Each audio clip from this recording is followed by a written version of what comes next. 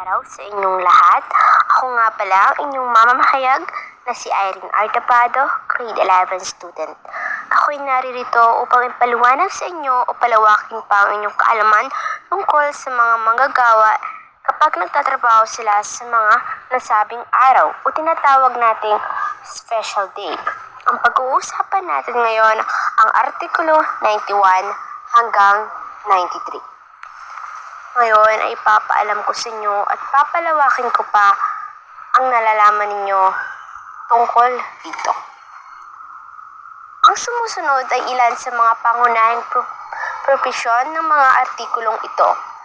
Una, Artikulo 91. Araw ng pahinga.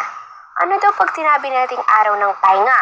Kapag nagtatrabaho ang isang manggagawa sa araw ng pahinga, dapat bigyan siya ng karagdagang 30% na kanyang regular na sahod. Pangalawang bullet, kung ang araw ng pahinga ay kasabay ng overtime work, dapat bigyan siya ng karagdagang 30% na kanyang overtime rate.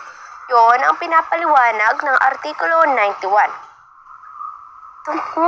Tungkuyin naman natin ang nilalaman ng Artikulo 92 o tinatawag na Special Day. Unang bullet, kapag nagtatrabaho ang isang manggagawa sa isang special day tulad ng Araw ng Kalayaan,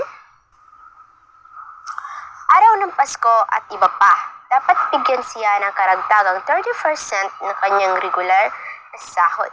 Pangalawang bullet, kung ang special day ay kasabay ng overtime work, dapat bigyan siya ng karagdagang 30% ng kanyang overtime rate.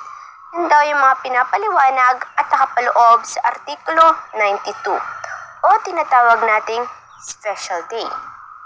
Pangatlo, Artikulo 93 o Double Day. Ano naman daw natin pag sinabi nating double holiday or double day?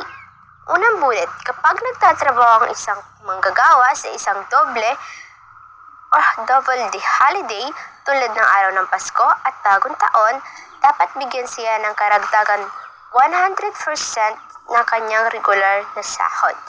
Pangalawang bullet, kung ang double holiday ay kasabay ng overtime work, dapat bigyan siya ng karagdagang 130% ng kanyang overtime rate.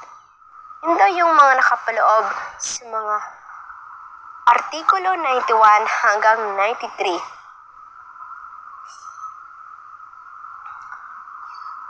Yun daw yung mga sinasabi natin o dapat binibigay sa mga manggagawa kapag nagtatrabaho ng doble kahit mga araw ng kasayahan.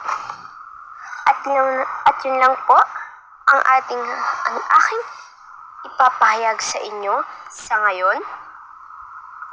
Maraming salamat po sa pakikinig at sana makatulong ito sa mga inyong pangangailangan. At ako nga ho ulit, si Irene Artapado, grade 11 student. Ipinapaliwanag ang mga mahalagang bagay na dapat alam ng isang manggagawa sa Pilipinas. Thank you.